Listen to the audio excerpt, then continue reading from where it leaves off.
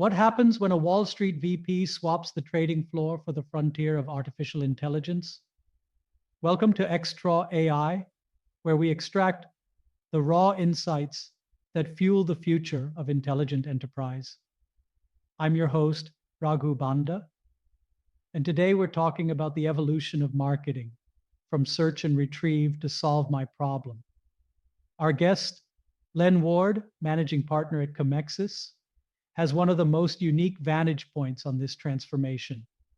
From his early years at Morgan Stanley and Credit Suisse during the dot-com boom, to pioneering AI-driven marketing and workflow automation, Len bridges financial precision with creative intelligence. We'll explore how businesses can rebuild their marketing stacks for the AI age, what workflow engineering truly means, and why the future of growth is about intelligent systems that think with you, not for you. Let's dive in.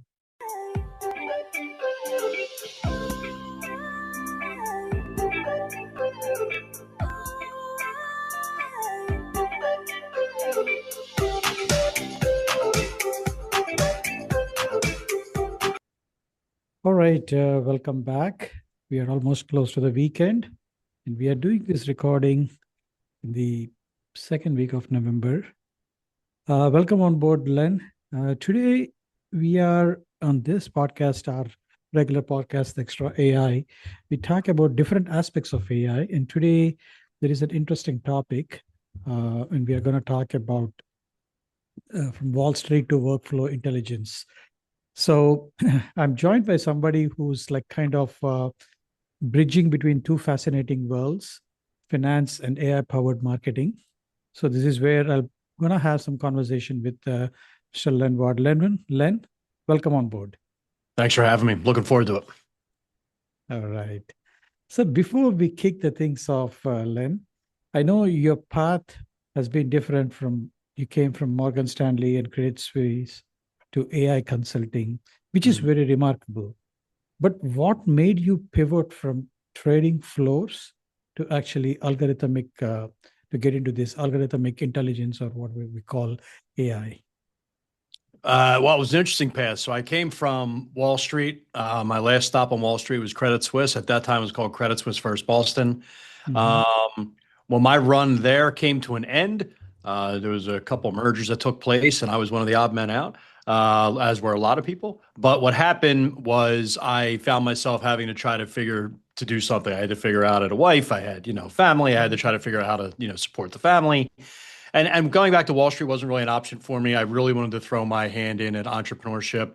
And the one thing I was able to take away from Wall Street was not only understanding how finance works, was really beginning of the dot-com bubble. So I was really able to look at Google, Amazon, Yahoo back then, Netscape, a million of them, and really understand what was coming. And being a young guy at that time, I thoroughly embraced it. So how I got to where I am now is a couple stops I had. I was part of a startup e-com company where we were selling event tickets. That went very well. Then you had the housing, bust or housing bubble, you could say, in America, 08, 09. And what I did during the ticket business, the e-com business, was I really had to teach myself digital marketing. I had to learn SEO. I had to learn pay-per-click. I had to learn all that stuff. And so what happened is when that came to an end, I had to reinvent myself again. So I actually got a couple calls from people I knew that said, hey, that digital marketing thing or that SEO thing you were doing, and funny part, people used to call it SEO. They weren't even calling it SEO back then. They're like, can you do that for my website? And so I did it. And then I, put out actually an ad. Back then you would put ads on like Craigslist and like maybe even in your newspaper. I'm really dating myself, but I'd start getting calls because more and more people realized that, more and more people were going on to the website and they were asking about their businesses. Do you have a website? So the business just grew exponentially, and I always like to say, like, I was a freelancer, and then one day I went to bed, I woke up, I walked in, and there was 25 people looking at me, and that was my agency.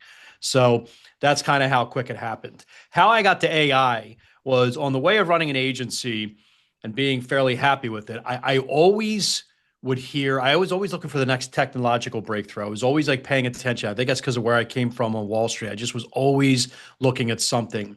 And I knew at some point marketing was going to come to some sort of bottleneck, and we got there. And the murmurs you would hear all the time from people were marketing is going to get automated. You're going to be, you're not going to really need an agency anymore. And sometimes you just blow that off, but some of the people making these comments back in 15, 16, 17 were really smart people. And you start to get a little concerned. Like I have 25 bodies I have to feed over here, and I'm trying to figure it out. So what happened was I played around with something called IBM Watson, which you may remember, and a lot of people did. That was like one of the very first forays into AI. And I tell people all the time, I hated it. It didn't make any sense. But the takeaway was, if this can do what they're saying they can do, this is going to revolutionize everything. So I always kind of stayed in touch with it, and then, played around with it, read articles on it, looked at some automation. There were some people claiming they were AI, that everybody was saying, people were saying AI back in 1920 or, 1920, 21, things like that. And they weren't AI. But when ChatGPT rose and we all saw that, my entire team jumped right in, and we all collectively looked at each other and said, it's never going to be the same. Marketing is forever change. Even though some of the stuff that's coming back to us is like not accurate, we knew that it was going to change. So we literally threw all of our chips in the middle of the table 4 years ago, and we said, we're going to literally turn our entire shop into an AI consultancy shop. And the tip of the spear will be marketing, because we know it and our customers know it. So long-winded answer from Wall Street, here I am now. And that's where we're running Commexis, which is pretty much an AI consultancy. Beautiful, beautiful. I think that's the reason I'm trying to name this as Wall Street to workflow intelligence, because that's how you have transitioned. I know you have been, I think you briefly mentioned that about the dot-com bubble and also the housing bubble and these different things. You have seen a lot of these things firsthand, of course. And now we see this current AI wave. Do you compare it with something like that, or do you think this is even more bigger, like something like the invention of electricity or invention of fire, or the discovery of fire, or these things? Like what are your thoughts before we actually get into the nitty-gritty details of our conversation today? I think it's going to be bigger than everything we've ever seen collectively. I think this is the dawn of the next industrial revolution worldwide. This isn't just going to impact America. This is going to impact every corner, in my opinion, of the world. The minute you get involved in AI and you start playing around with an LLM, or you try to go vibe code a product, or you start trying to build an AI stack, and maybe you're even building like a little agent, these things are not difficult to do. It's just understanding workflow, which we'll get into, understanding the processes of how a business runs, and how, step A, how you get from step A to step Z.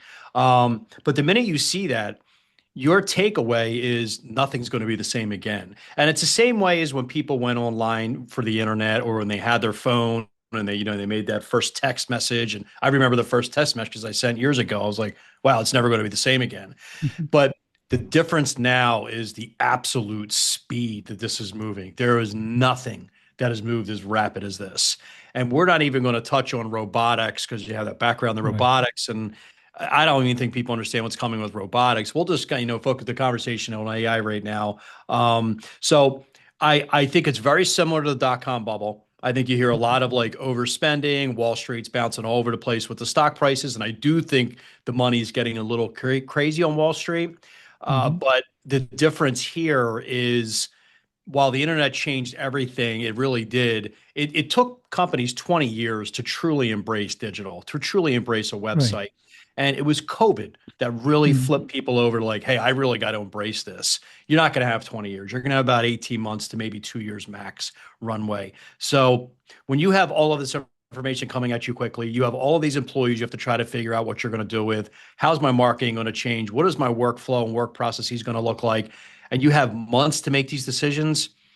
That's going to have quite an impact. And I think this AI revolution, we're in the first inning of the game. We just started. We just saw the wave out on the horizon. It's not even here yet. But I think what's going to happen when it's fully embraced and integrated, it's going to be pretty dramatic. Beautiful, beautiful. I think I completely echo with your thoughts. Like this current innovation, or this current wave, there is a lot more speed involved in that. And then that is where we, as people who are involved in this disruption or this change, we have to adapt so quickly. We have to learn. We have to stay curious. I know I've been to one of these conferences over the last week, and I've been talking a lot about that. So let's now get into the main crux of our conversation today. I know we are shifting from the shift is happening from search to solutions. That is how I'm trying to position this, right? I think so. For the marketers, what does that shift mean? So I want to get into the crux of this thing, right? Like, and how can businesses kind of re-architect their strategies, their digital strategies to stay relevant in this game, right? I think now there is a lot happening, a lot unpacking at a very fast pace. What are your thoughts? What are your perspectives seeing all this evolve?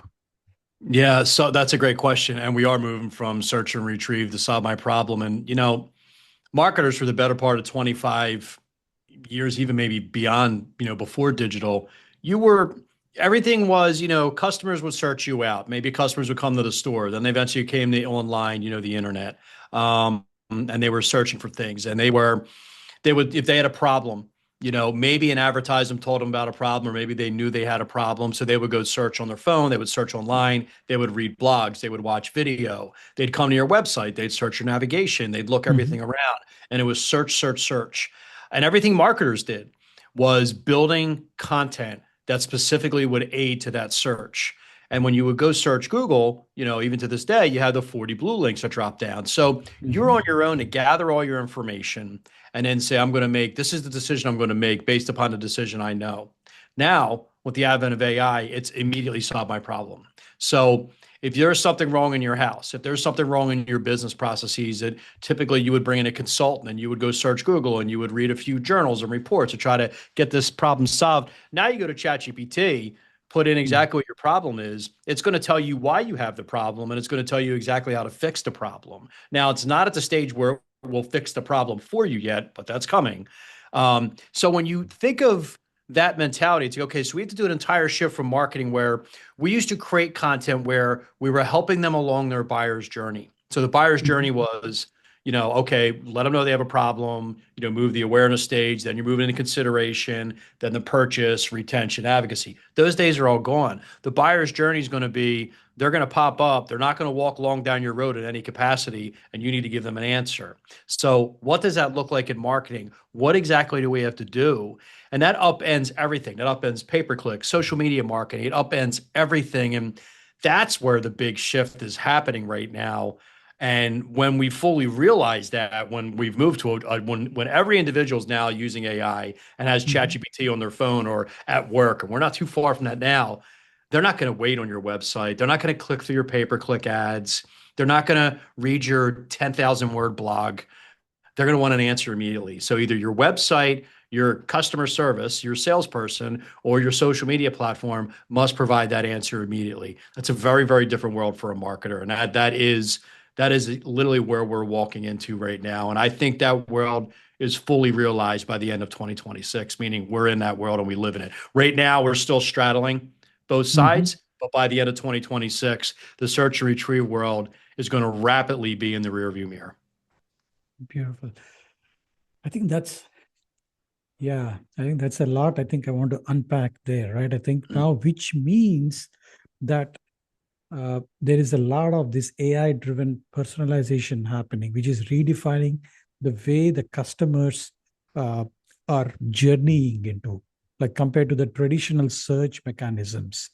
So when all these things are happening, do you believe that this kind of a shift will make our human creativity a bit more valuable or less valuable in this, when we talk in the context of the marketing strategies or digital marketing? What are your thoughts? I think because there's a lot going to happen now with the human creativity and how a digital marketer could help in this regard. Yeah, that's a good question. So I think the people that are remaining, meaning after we go through waves of layoffs at marketing, and that's already happening, it's going to get really ugly. The people that are remaining are going to be the ones that are, we like to use the term AI co-pilots. I know Microsoft's product's called Copilot, but The deeper we I actually just wrote there's a thing I do every week called AI Field Notes, and I actually just wrote about this week.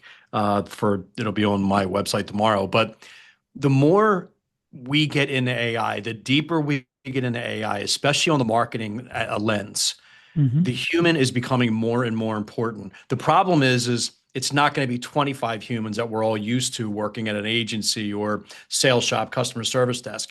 It's going to be one or two. And their input and how they screen the stuff that's coming back from AI and how they interact with the AI, especially because of how well they know workflow processes or how well they know artistic direction they're thinking about or creative direction. To me, those people are going to hit like steroids, and the work that they're going to produce with AI is going to be unlike anything we've ever seen in our life. The downside to that is that work that was typically produced before in the agency world was, you know, it just took a big team. Now it's going to take one or two people. So yes, I do think some people are going to lose their jobs, and I think it is going to be a bit of a bloodbath for marketing. But the ones that remain, the art directors, the copywriters, things like that, the really, really good ones are going to get great. And it's going to be hard to catch up with people like that when they're starting to build that moat around them. So this is where I think you say that predominantly the AI assistants or the AI co-pilots would be embedded in this workflow or embedded in the process so that the humans or the digital marketing gurus or the marketing gurus can help or can use these AI co-pilots or AI tools and make better decisions in the flow of these digital marketing campaigns or so on and so forth. I know you mentioned a term called workflow. Workflow is, I think we can take this aspect of workflow in different ways, whether it is a consumer scenario or an enterprise scenario. But let us now get into the aspects of marketing. And I know you talk a bit about AI workflow engineering. So at Commexis, I think maybe you can give a quick background about what you guys do. And maybe if you could exactly, or what do you exactly mean by AI workflow engineering and how it is going to transform these operations or sales or customer experiences in this broader view. I think that will be helpful for the audience to get a feel of what you guys do. Sure. So there's a couple experience or a couple examples I'll give to make it an understanding. The workflow engineering, the best part about it is not as complicated as that term sounds. You say that term and people are like, well, it's really complicated. It's not, and we're not an engineer and so forth. But people that understand the workflow of how things work within your company are going to become very, very valuable. So people who have 10 or 15 years experience in your company, they've been there, they understand how Dennis works, Denise works, and they just understand the entire flow from A to Z. They understand the business. Those people are going to become some of the most important people in your company now by the workflow engineering.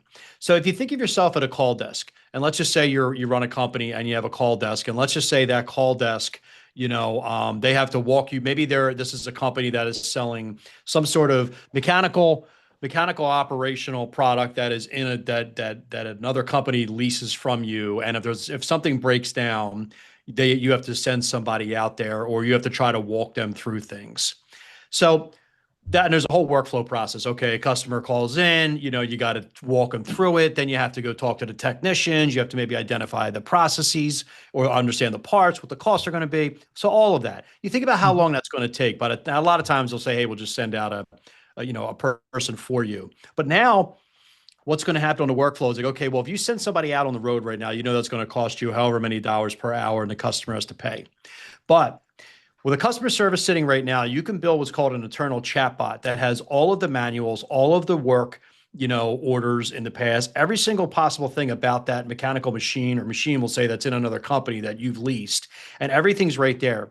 And what's going to happen is if the customer tells you what's wrong, you're going to be able to pull up information right away to know, hey, I can solve this with you right now. We can walk through it, or I definitely have to send out a technician. So it's something as easy as that, where before you would have to kind of go through, let me talk to a few people, we'll get somebody to come out, then we'll order the part. You're going to have the answer almost immediately. And before they even get to the customer service desk, they're actually going to hit a live or an AI chatbot that's going to be able to work the entire thing through with them.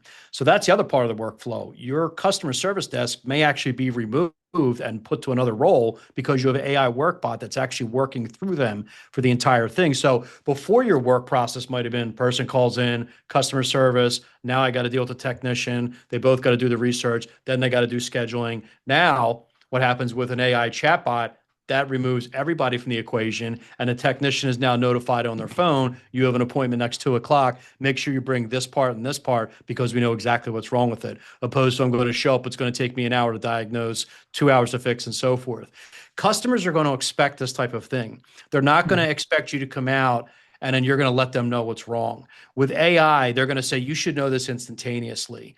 I could get deeper into saying a lot of these AI chatbots are going to be able to talk to anything that's out there as well and say, literally talk to each other, agent to agent. So I'm trying to keep it top level without getting too complicated. Kind of like a really wonky way to explain the workflow, but that's one of the things where you go in and you sit down and you talk to the business owner and you realize, okay, they have the customer service, they have the person they're sending out. The customer service has to go research what potentially the problem could be. You don't need to do that anymore. As long as we have all the data, in a data room and we can drop an AI chatbot on top of there, your workflow just went from 2 to 3 people to try to figure out a solution to an AI chatbot that works 24/7 for you. And that eliminates that workflow. Another thing is, like, if you're thinking about sales, the sales process is probably the easiest thing to understand. Client calls in, they're interested in your product, and they have a few questions about your product and they're thinking about it. And the salesperson always inevitably gets a question where it pops up and is like, you know what, I don't know that answer, but I'll get that answer for you. You're taught that in sales school. I was taught that. We're all taught that. That will never happen again.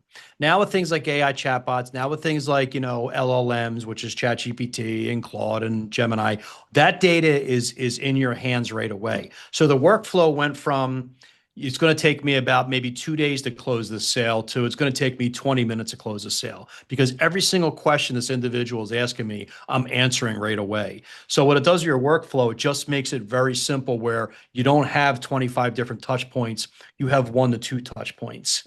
And that kind of bleeds into that lean manufacturing mentality where they try to, get a warehouse to operate at peak efficiency. Now you're going to be able to do that internally with LLMs, with AI chatbots, and so forth. So hopefully that makes sense. So that's one of the things we do after marketing. We come in, we try to identify a bunch of bottlenecks. It takes us long to answer a question, this long to get a truck on the road. And we go in and say, what if we added AI here, here, and here? Will that get things moving faster? And that moves to the search and retrieve to solve my problem, which is exactly where all business is going, not just marketing, all business is heading there. Right. And I get a lot of pushback on that because a lot of customers are like, well, I know we have to do, here's our process. Nobody cares about your process. Your customer now wants an immediate answer. So your process is dead. And now what's going to happen is you now have to do what the customer wants, or let's call it the way it is. You don't have a business and neither do I. So hopefully that makes sense on what I explained. Pretty long-winded, but hopefully you understand it. Yeah, I think that's a great way you've explained. I think the overall flow, the workflow and the engineering, the process completely involved, starting with the sales and the operations, and also how the overall customer experience will benefit the end user. So this is where Commexis will come in play and then understand the customer's problems, and then you're going to help them out solve some of these things. So now I want to kind of there should be way to measure the return on investment for your customers, right? I think how do you approach measuring this return on investment and the value creation when your customers are implementing these AI tools like chatbots or these kind of mini marketing brains that you are trying to embed into their workflow processes and help them solve these problems? Like, what is a way? How do you showcase that the return on investment is achieved, or you any thoughts? Yeah, I mean, so the ROI and the ROI in AI is something that that drum's going to start getting beating really loud because you can't keep pumping all this money in and not seeing a return on investment. The businesses that are engaging in AI right now, they're beginning to see an ROI, and I'll show you how that's happening in a minute. But I think a lot the word we're hearing, or that a lot of people hear, especially if they're paying attention to business investing, watching, CNBC or reading the Wall Street Journal, is, oh my God, all this money's getting pumped into AI and there's no ROI. Well, yeah, the ones that are building out a lot of the data rooms, or I'm sorry, or the, data warehouses and things like that, data centers. Yes, some of them maybe aren't really seeing money yet, unless you're NVIDIA or something along those lines. OpenAI, I know, operates at a loss, but the everyday business that starts implementing AI, they're beginning to see an ROI. And here's two ways that they're seeing an ROI. The first one is very unfortunate, and that is you're realizing there's certain people in your workforce you don't necessarily need, and that AI can replace them. Look, I'm not a fan of it. I don't like the unemployment, situation. I think it is going to get a little ugly, so I'm not a fan of it. I'm just basically letting people know here's what's happening. So right away, once you reduce the headcount, you see that on an ROI. The second thing is the ROI and their customer acquisition costs. Every company has a customer acquisition cost. It costs you something to acquire your customer, whatever that customer may be. And in your customer acquisition cost is your marketing, is your sales, is your customer service. So when you go in and you're potentially addressing your customer service desk or your sales desk, and you're realizing AI has improved our workflows to where we don't need this many people, right there, if you're eliminating people, or if you're not hiring any more people, your customer acquisition costs, now you can take that money that you saved and you can now move that over to digital marketing. You can move it over to maybe take it out, and maybe you're going to start doing some R&D products, where you're trying to improve your own products you could sell. So that's where the ROI is happening right now. It's the ones who are understanding the money that's either not being spent, that they were committing to new employees and new systems that AI is removing, or the removal of employees, and you're taking that money and now it completely reconfigures your customer acquisition costs. So that is where the ROI is. You can always go into trailing ROI or future ROI, where, people may say, well, what about in 2-3 years? Well, yeah, we could start building ROI and look at various different, things. Maybe you don't need as many technicians. You don't need as many. Think about it. If you have a lot of AI, let's think about the reduction of computers, the reduction of office space. I mean, we can go all the way down the road, but somewhere there's going to be a capitulation point where AI is going to cost you money. And I said this to somebody before. I know the goal is to try to make it free intelligence.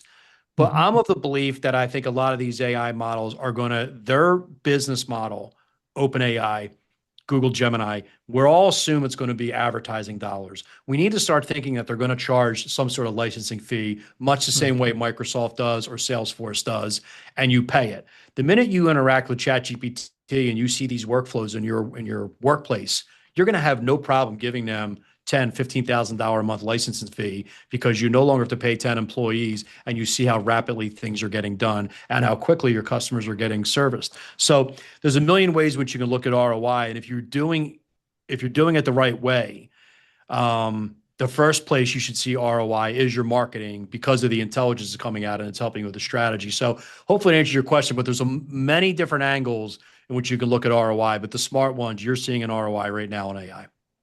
Yeah, so I get what you're saying. I think about the ROI part, and of course, there are going to be some hard questions and hard facts that we have to get through. But at the same time, of course, like you said, initially there will be some pain through the process. But of course, you will be retooling or reskilling the people, and maybe they get into different roles, and then that is how you see how things will change, and then you can invest this in other places. The profits that you make here, I think you will invest in other places, and maybe you can increase the productivity costs or productivity of the overall organization. So now, yeah, I agree. So this is where this question, I think that's a great point. I think you brought up. Now there will be a situation where many firms will be intrigued and unsure where to start. and what is the first practical step to becoming AI ready when you want to? So this is where I want to take one step back and see, like, how do we get started? Like, where for a business leader, if you want to kind of bring this question up, a small and medium firm. So the fastest way companies, well, there's two ways I like companies to get involved in AI. The first one, and I tell this to every single person, anytime I talk on a show, anytime I talk to a prospective customer or even my customers, if they're like, well, we want to do AI, but we're in the evaluation stage. Number one, get out of the evaluation stage and get into the AI stage. But the quickest thing you can do is start organizing all of your data. Organize all of your SOPs, organize all of the scopes of work you've ever done, organize your customer profiles, organize where your products are, organize every single possible thing that would be considered some sort of data in your company, and open up a data room. You can do Dropbox, you can do Google Drive. If you want to get really technical and build like data lakes, something along the lines of Snowflake, you can go down there if you're a large enough company and start organizing your data and make sure that it's labeled and listed the right way. Like break up marketing as marketing, break up your products as products, internal like human resources and all the way down. Because what's going to happen in 2026, you're going to see this massive push on AI products that are being built. And one of the things right now that you can see the future is if you go to ChatGPT now, you can connect with your Google Drive and it can start reading your entire Google Drive. So the big push next year is going to be the AI platforms. So we'll just say LLMs for now, Google Gemini, ChatGPT, because everybody knows those two. Claude is the third one. And you're going to be able to plug into your data and it's going to start interacting with you. Because one of the underrated things about these LLMs is the intelligence and the strategy that it can give you based upon the data that you've given it. Too many people are using it for emails and writing blogs, and that's great. But when you start interacting with it and it has access to your data and you understand how to talk to it, you realize you have the absolute smartest consultant you've ever seen in your life. And you'll realize you may be the founder of that company for 25 years. After 2 or 3 conversations, you're now interacting with a ChatGPT, and it knows more than you and exactly where your company has to go. When you see that, that's the game changer. People are like, whoa, that's crazy when I start interacting with it. So number one, organize your data, prepare for when these LLMs are going to plug in. Number two, the fastest thing you could do to really see the power of AI, put a chatbot on your website. Put an AI chatbot on your website, have it just crawl your website, and have it just interact with the people that are coming to your website. Every single time we put one of these on a website, clients always come back and say the same thing. We never thought about that. We never realized customers were looking at that. We never thought that this little piece of content that they had, or maybe something on their website, was the most valuable thing, and that was the reason that was driving sales, even if it was a little blurb. But you're going to see how your customers are talking. And because these chatbots, this isn't like a chatbot where it retrieves information, those really crappy, live chats we've all been, worked with, or they're trying to get the lead and they just want your information. These things are building conversations based upon just your data. So to me, create a data room, get an AI chatbot on your website. And at that point, sit back and you'll say to yourselves, wow, we really have to start doing this. So those are the two things I think you have to do almost immediately. And third, I'll give a third one, identify a person at the company who's going to be the AI cheerleader, and they're going to be the one that's going to spearhead the entire operation for AI. My advice to you, it should be the CEO or the business owner that should be the one who's championing this cause, not somebody who's going to go put their resume together and leave you because you taught them how to do a bunch of AI. So it should be the business owner, in my opinion. But those are the 3 things I would do. Sure. I think those are 3 great points. I think start with, obviously, first you have to organize your data, understand where you have different kinds of data coming in, and then of course use some of these AI tools or chatbots, and finally getting the business owner, the CEO or the business owner involved. Let me now, since you have already talked about the business owner or the CEO getting involved, I want to get into the aspect of leadership, right? I think leadership or the transformation and the AI future. Like, I think this is where the leaders have to be kind of managing, and they need to understand like which roles you see are most getting affected, or which will evolve or emerge because of this AI adoption, right? I think this is where the leaders have to be ready. What are your thoughts here? And then we get into understanding how this can be handled. You mean what are the new roles that are going to emerge out of Yeah, this, you yeah, think? Yeah, I mean, because I there will think be some roles will get affected, but at the same time, there will be some new roles will evolve or emerge from this kind of a transformation when you're using these kind of AI tools and understanding your business better and handling it better. Yeah, I mean, I think you're going to have a lot of new business or a lot of new roles are going to come out. And I think a lot of, maybe if you have a desk of 10 people, I think it's going to get absorbed into one person, a lot of it. And I do think the term AI co-pilot is going to be a term that's going to become very synonymous. And I think the AI co-pilot is they understand the stack they're working in. Maybe it's the customer service stack, maybe it's the sales stack, maybe it's the marketing stack, and they're going to be one that's going to pilot it. They're going to make sure that all of the workflow and all the information that it needs is going to be in there. It's going to test it out. It's going to look at the information coming back to verify that it's accurate. If there are new initiatives that the company wants you to do, you're going to be able to stack on top of that. So I think the AI co-pilot is going to be big. That we'll call that your project manager. I think that's kind of your project manager become your AI co-pilot because the AI is the ship and you're just basically flying it.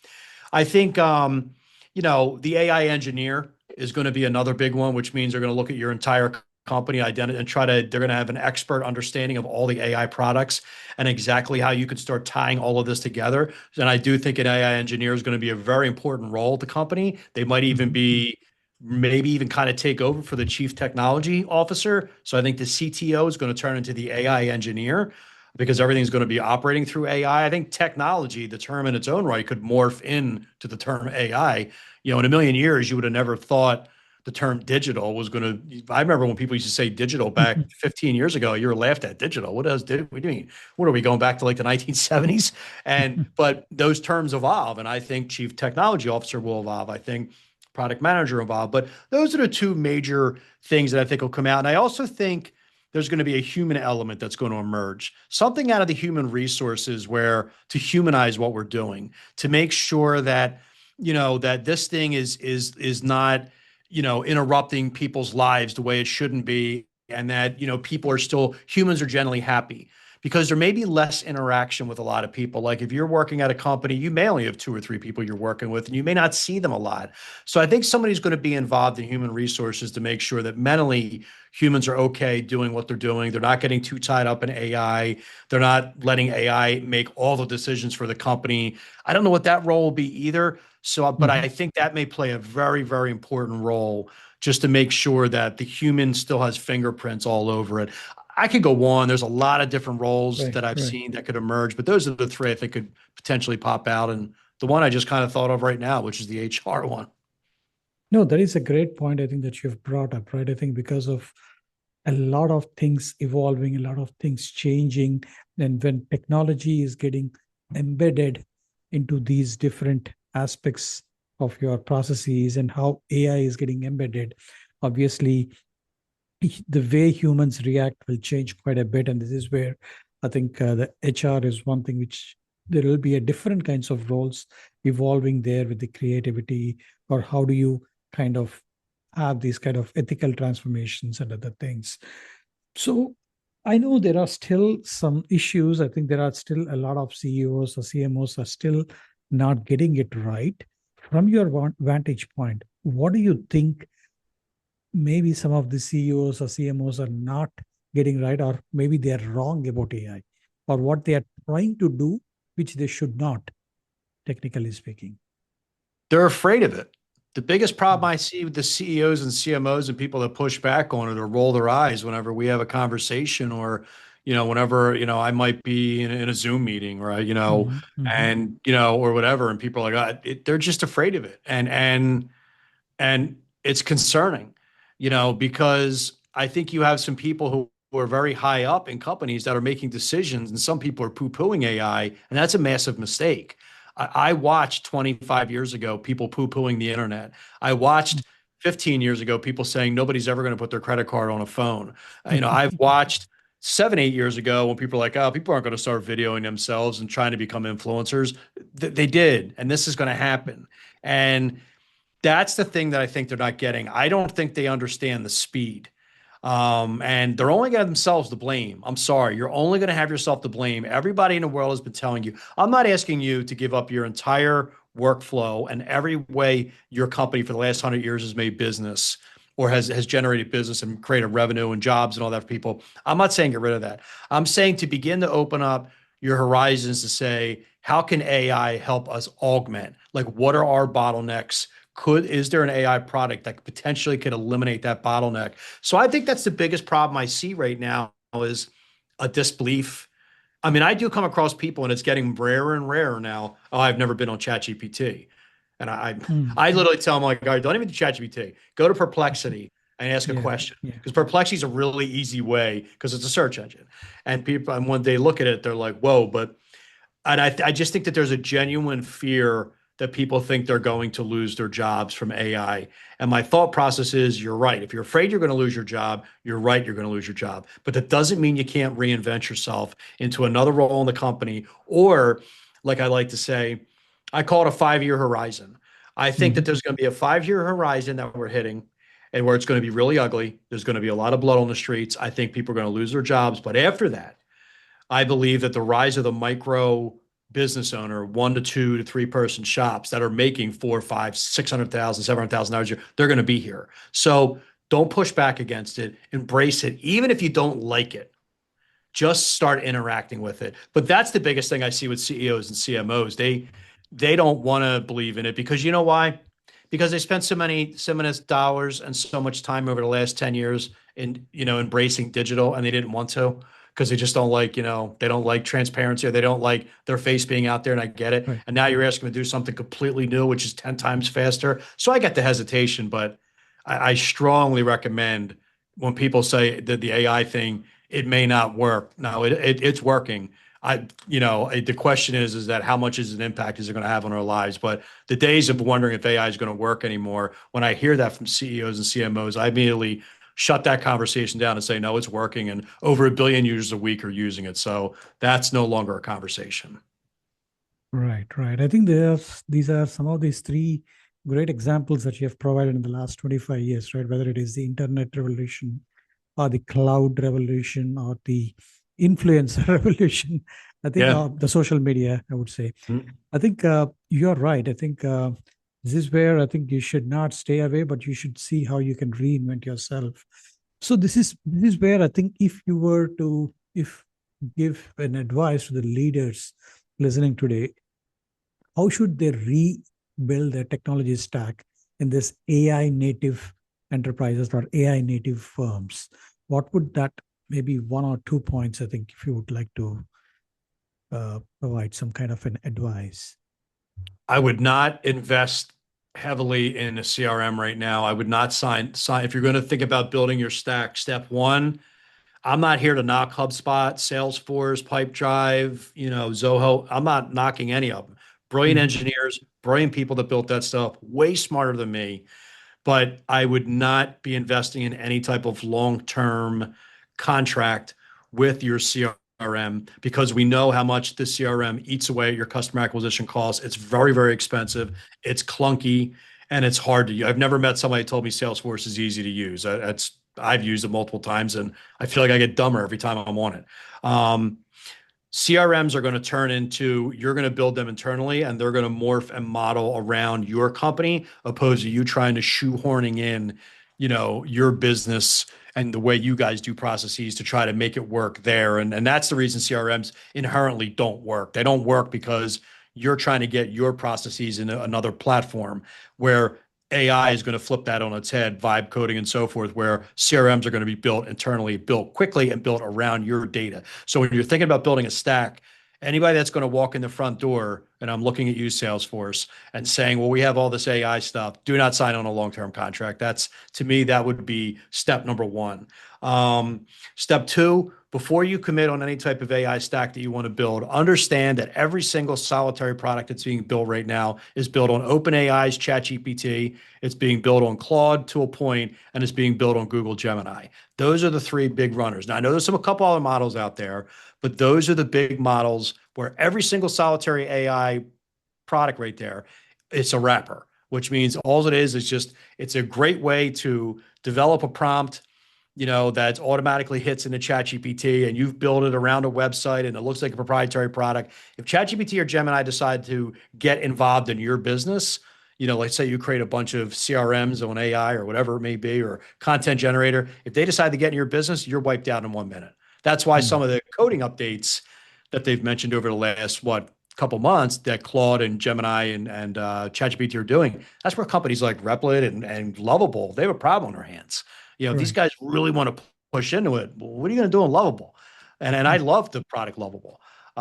So when you're building that stack, understand what the foundations are right now, which is, again, to me, I would focus on OpenAI would be the one because that's the easiest one. Don't commit to anything long-term. And if somebody comes to you and says, this is proprietary, nobody else has this, blah, blah, blah, the first question you ask yourself is, what model are you pulling your data from? Where is the API keys? Where are they portaling into? So once you have that understanding, then you can start making better decisions as to how to build your stack all the way up. But you got to understand those, you got to understand that verbiage, and you got to understand how that stuff's working right now. Beautiful. I think that is some great piece of advice about not looking too much into the long term, but I think understanding where you're investing and in the short term, how do you rebuild your technology stack? I would now get into this important question, or I term it the XTraw AI question, the $1 million, billion question I talk. If we look 5 years down the lane or 5 years ahead, from your terms or from your opinion, what do you think will be a successful AI-driven business versus those that get left behind? Like some thoughts from your opinions or from your experience. I think the ones, and it might even be sooner than 5 years, is it's going to be agent to agent communication. I believe every human, if they want it, much like, the ones who have a smartphone, iPhone, Android, and how you run all your apps through there, and you kind of, again, searching on your phone to kind of figure out what you want, you're going to have an agent that is going to know everything about you. It's going to know your medical. It's going to know your finances. It's going to know what kind of food you like. It's going to know what kind of clothes, music you like, movies you like. And it's going to become such an intertwined part of you that you're going to allow it to actually make decisions for you. And you're going to basically allow it to make decisions for you on where we're going to go eat, where we should probably go on vacation, who I should bring my car to get fixed. What type of concert ticket should I buy because I really like this band, but I want certain types of seats and so forth. And that agent is going to take that information and it's going to go talk to other agents. It's going to go talk to ticket broker agents. It's going to go talk to car dealer agents. It's going to go talk to travel agents, and they're all going to be agents. So the successful businesses in 5 years are going to understand that the future of marketing, customer service, and sales is agent to agent. And that while I do believe the human experience is always going to be a part of it, I think the new buyer's journey is going to be heavily laden agent to agent all the way up until the final, maybe I'm going to pull the trigger here type of thing. And the sooner companies understand that, the better off they're going to be. So in 5 years' time, I think the ones that have actually started laying the groundwork now to understand agent to agent, everything is going to be happening, are going to be the ones that are going to be really, really thriving in the future. Yes, I think I agree. I think there's going to be a lot more of this agent-to-agent communication and how these agents fit in a complete end-to-end process or in any particular workflow or any particular business process, and how do you increase the productivity. Great. I think nice having you on board and having this detailed conversation. Yeah, any thank key you. takeaways that you would like to provide for our audience, or if any shout out to your where they can find you or find your what Commexis would do?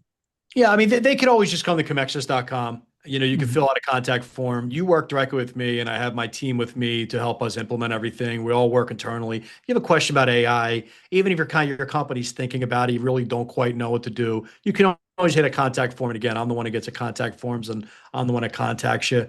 We have a conversation. My biggest takeaway is you think you have time, but you don't. And I think business owners need to understand that. That's one of the things I'm really trying to push people, even my internal team now. You think you have all of this time, and I'm telling you, you don't. If you are playing around with ChatGPT, Gemini, Claude, if you're doing things like deep research on Gemini, which you've never done deep research, try it on Gemini. It'll create a 40-page report on something that will blow you away. You have to start doing that stuff now. Really, really make AI a part of your everyday life. Put the ChatGPT app on your phone, put the Gemini app on your phone, the Claude app on your phone, and play around with it. It goes way more than really making funny cat videos and crazy memes and all that. It can really do a lot for you. So if you're not doing AI or you're really hesitant on it, drop it and get in there and jump in and start doing it, because we're going to wake up, in my opinion, at some point in 2026, and it's going to be one of those, I didn't realize how much AI is now built in our DNA everywhere. And I think don't be one of the ones where you're walking around saying, I don't quite understand that. Or because we all know somebody that doesn't have a smartphone, right? And it's really rare when you come across that person and you kind of look at it like, what's going on? There's going to be a lot of those people walking around in 2026, and they're going to be the ones that are going to be out of a job. Company's going to be in trouble, and they're going to be behind. Don't do it. You have technology which is basically free right now for you to use, and if you want to get crazy, you could spend $20 a month. Take advantage of it. Don't dismiss it, because it's moving way too quick. Beautiful, beautiful piece of advice, and thanks for those insights coming from a marketing guru like you. Thank you. I appreciate it.